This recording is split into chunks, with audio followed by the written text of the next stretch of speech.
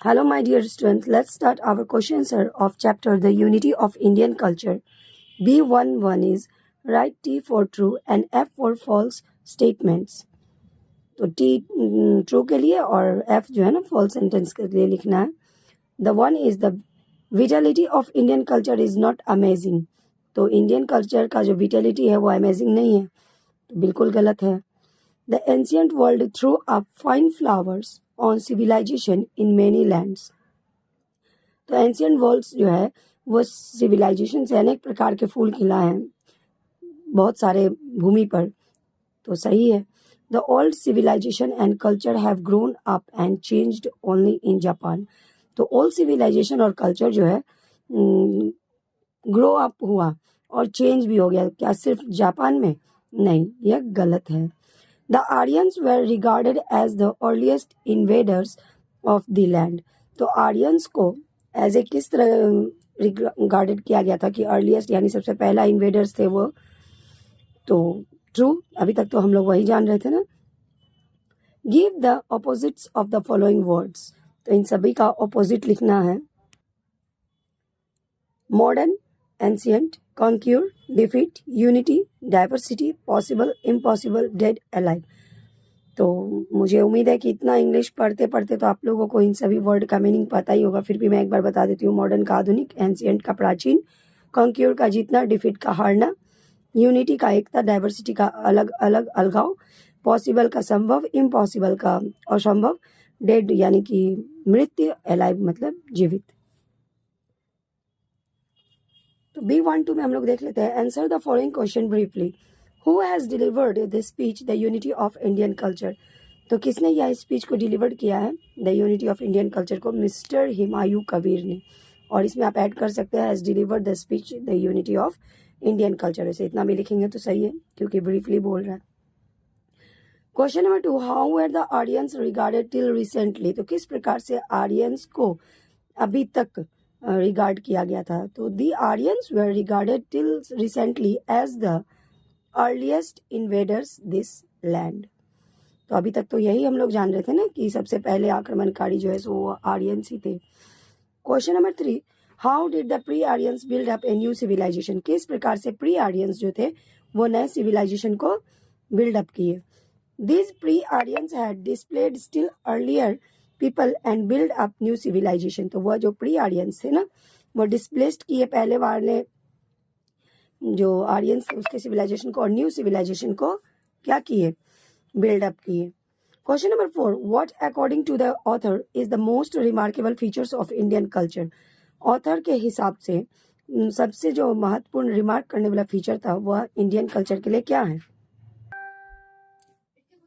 The underlying unity amongst the people of this land is one of the most remarkable feature of Indian culture.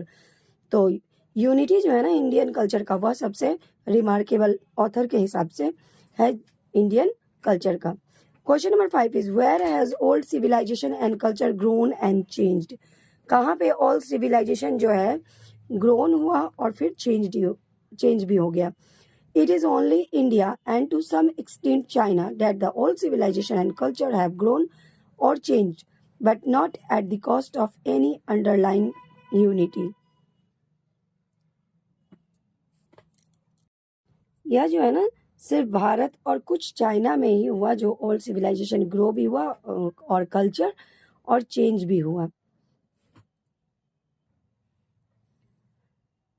B21 में है. ये भी answer the following question briefly ही है.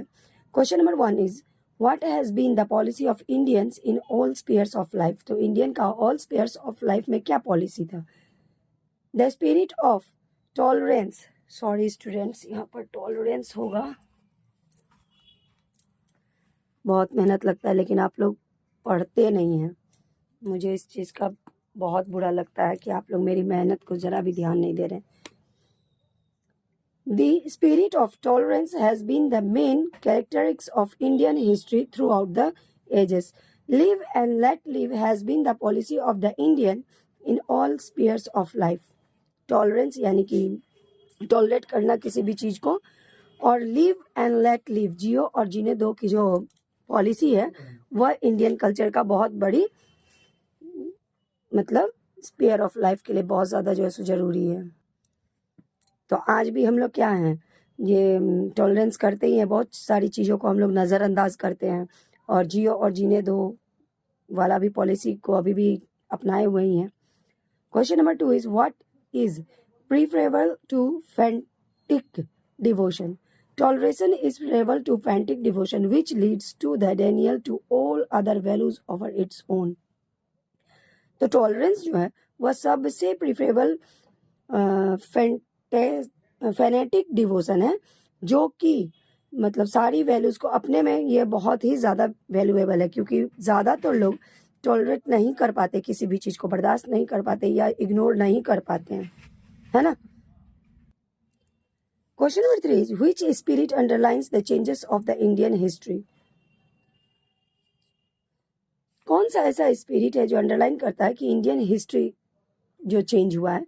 A remarkable feature of the unity of spirit has been found in the Indian culture throughout the ages. A sense of Indianness has imposed this unity amongst all diversity.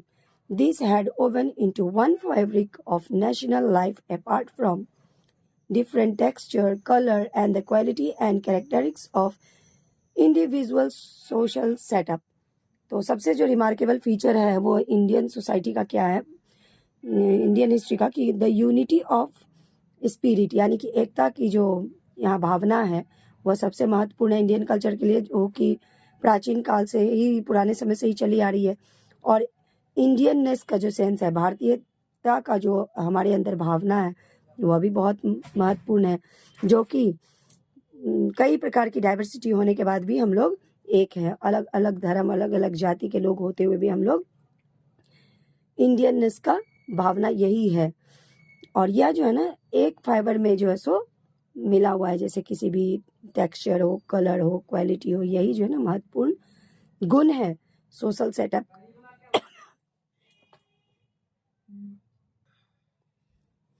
और मैं उम्मीद करती हूँ बच्चों को ये कहानी पढ़, ये स्पीच को पढ़ करके आप लोग भी इसी तरह से अपने कल्चर को आगे बढ़ाइएगा। आने वाले समय में हम लोग जीवित रहे ना रहें, लेकिन यह कल्चर हमारा जो है ना इंडियन का, वो जीवित रहना चाहिए। Question number 4 is how does Humayun Kabir define culture? Humayun Kabir जो है किस प्रकार से कल्चर को डिफाइन किए हैं? एज पर Humayun Kabir, culture is the essence of civilisation. Culture expresses itself through language and art, through philosophy and religion, through social habits and customs, and through political institution and economic organization. तो हुमायूं कबीर के हिसाब से या उनका लिखा हुआ के हिसाब से अगर हम कल्चर को एक्सप्रेस करें तो वह क्या है ना, language, art, philosophy, religion, social habits, customs, political institutions and economic organisation, ये सभी चीज़ मिला करके क्या डिफाइन करते हैं हम लोग, कि कल्चर को डिफाइन करता है। How does Humayun Kabir define civilisation? Civilisation is the organisation of society which creates the condition of culture. There can be no culture without civilization, but there may be civilization which may not have developed their culture. तो civilisation को जो है सो कैसे हम लोग define कर सकते हैं? सिविलाइजेशन क्या है? एक ऑर्गेनाइजेशन है जो सोसाइटी का, जो कि ऐसी कंडीशन क्रिएट करता है जिससे कि कल्चर उत्पन्न होती है। तो क्या है? There can be no culture, culture नहीं हो सकता है किसके बिना? बिना सिविलाइजेशन के। लेकिन देयर में सिविलाइजेशन, अभी भी बहुत जगह सिविलाइजेशन तो है, सभ्यता तो है, पर संस्कृति नहीं है। तो बहुत सारे ऐसे भी देश हैं अभी जो सिविलाइजेशन तो है वहाँ, लेकिन कल्चर डेवलप नहीं है। Question number 6 what does the experience of European countries give us? तो यूरोपियन कंट्रीज का क्या एक्सपीरियंस है जो हमें मिल रहा है? The experience of European countries gives us cases of civilization without culture. There in European countries, the difference in quality between the masses and classes is at times very great. It has shaken the faith of the flowers of democracy. तो क्या experience मिलता है हमको वहाँ उस country से, Europe के country से, कि सिविलाइजेशन तो है लेकिन विदाउट कल्चर है ना। बहुत सारे तरीकों से वहाँ पर डिफ्रेंसिएसेस है, जैसे क्वालिटी में हो गया, जैसे हम लोग किताब में पढ़े थे ना, क्वालिटी में, कलर में, मास में, क्लासेस में, तो बहुत सारा चीज़ है वहाँ पर जो डिफरेंसेस देता है। चलिए तो हम लोग देखते हैं अब अपना long answer questions. C1 is long answer questions. Question number 1 is what in your opinion are the characteristics features of the Indian culture. तो अपना राय दीजिए, ये मेरा राय है और आपका अगर कोई और राय होगा तो आप लिख सकते हैं। ये इंपॉर्टेंट नहीं है कि मैंने जो लिखा है वही आपको लिखना है। The characteristics features of Indian culture are spirit of underlying unity, sense of Indianness, unity in diversity, social readjustment as and where necessary, toleration, live and let live. तो क्या है? यूनिटी है, इंडियननेस का जो भावना है वो है, यूनिटी इन डाइवर्सिटी मतलब विभिन्नता में भी एकता है, एडजस्टमेंट है, जहाँ जरूरी होता है वहाँ हम लोग एडजस्ट करते हैं, अपने आप को टॉलरेट करते हैं, और जो एक महत्वपूर्ण पॉलिसी है लिव एंड लेट लिव वो। Question number 2, how is the Indian culture different from culture of other countries. तो इंडियन कल्चर जो है वह किस प्रकार से दूसरे कंट्री से भिन्न है। The Indian culture as it is seen today has taken shape from many diverse and many sources coming throughout ages. But all these sources have added to its unity of spirit. The vitality of Indian culture is amazing and there is sense of Indianness. ये तो हम लोग पढ़ते आ रहे हैं कि Indian culture जो है शुरू प्राचीन काल से ही चली आ रही है और जो यहाँ की यूनिटी है वो सबसे महत्वपूर्ण है। यहाँ का कल्चर जो है बहुत ही अमेजिंग है क्योंकि बाहर से भी कोई लोग अगर देखने आते हैं, यानी कि जो यात्रीगण आते हैं तो भारत घूमने के लिए, तो उन्हें भी ये पहचान आ जाते हैं कि बहुत सारी डाइवर्सिटी होने के बाद भी इंडिया में क्या है ना, यूनिटी है। तो ये है, और अभी तक जो हमारा ये कल्चर है वो चेंज नहीं हुआ है, जैसे का वैसे चल रहा है। अब है क्या कि China that the old civilisation and culture have grown and changed but never grown at the expense of any underlying unity. What especially distinguishes the culture of India is its unbroken continuity. तो क्या है ना, China भी old civilisation में है, culture भी था, वहाँ ग्रोन भी हुआ बट चेंज भी हुआ। लेकिन इंडिया का क्या है, यहाँ का कल्चर जो चल रहा था वो अनब्रोकन कंटिन्यूटी के साथ चल रहा है, उसमें कोई रुकावट नहीं आया, कोई बीच में ब्रेक नहीं आया, कंटिन्यूटी में अभी तक चल रहा है। यही खासियत है हमारे देश के और अन्य देश के कल्चर में। Question number 3 is explain clearly the difference between culture and civilisation. तो क्या एक्सप्लेन करना है हमें, कल्चर और सिविलाइजेशन के बीच में जो डिफरेंस है ना उसको क्लियर करना है। तो culture is the experience of civil society and exposes itself through long language and art, through philosophy and religion, through social habits and custom, and through political institutions and economic organization. Collectively, they constitute the expression of life which we describe as culture. तो culture को तो एक चीज से आप define नहीं कर सकते ना, कल्चर में तो बहुत सारा चीज आता है, लैंग्वेज है, आर्ट है, फिलोसफी है, रिलीजन है, सोशल हैबिट्स है, कस्टम्स है, पॉलिटिकल इंस्टीट्यूशंस है, इकोनॉमिक ऑर्गेनाइजेशन है। तो इन सबको पूरा मिला के हम क्या कह सकते हैं ना, कल्चर कह सकते हैं। Civilisation is the organisation of society. ये सिविल सोसाइटी, ये सोसाइटी। सिविलाइजेशन क्या है, सोसाइटी का एक ऑर्गेनाइजेशन है which creates the condition of culture. तो ये हम लोग पहले भी मतलब और भी आंसर में लिखे हैं इसको, जो कि कल्चर का कंडीशन को क्या करता है, क्रिएट करता है, यानी उत्पन्न करता है। There can be no culture without civilisation but there may be civilisation which have not yet develop their culture. तो सिविलाइजेशन के बिना कल्चर नहीं है, लेकिन सिविलाइजेशन में जो है ना बहुत सारे ऐसे देश हैं अभी तक जो अपने कल्चर को डेवलप नहीं किए हैं लेकिन सिविलाइज्ड हैं। Question number 4, what is the capacity of adjustment exhibited in the Indian society, is it the strength और the weakness of Indian society. तो जो कैपेसिटी है एडजस्टमेंट का वह इंडियन सोसाइटी के लिए स्ट्रेंथ है या वीकनेस है, तो उसको हम लोगों को बताना है। The Indian society had thrown fine flowers of civilisation in many lands, there all are dead except in India and China. तो इंडिया एंशियंट सोसाइटी जो है ना बहुत जगह पे सिविलाइजेशन के फूल को खिलाएं, लेकिन सब जो है ना मृत हो चुके हैं। सिर्फ कहाँ जीवित है, तो इंडिया और चाइना में। It is only in India and to some extent in China, the old flower of civilization had grown, taken shape, and changed, but not at the expense of underlying unity. तो India और कुछ China में भी है ना, जो हमारा पुराना फ्लावर है सिविलाइजेशन का, वो अभी तक बढ़ रहा है, शेप में भी है, लेकिन चेंज नहीं हुआ है, और ना ही यहाँ की यूनिटी जो है ना वह टूटी है. This has been possible through the capacity of adjustment in the India. यह किस लिए पॉसिबल हुआ है? एडजस्टमेंट की जो भावना है ना इंडिया में, उसके वजह से. And this is the strength of Indian society. और इसी कारण से ना इसको हम इंडियन सोसाइटी का स्ट्रेंथ, इंडियन सोसाइटी का क्या कह सकते हैं ना, स्ट्रेंथ कह सकते हैं. This uniformity in diversity is the strength of our social system and culture.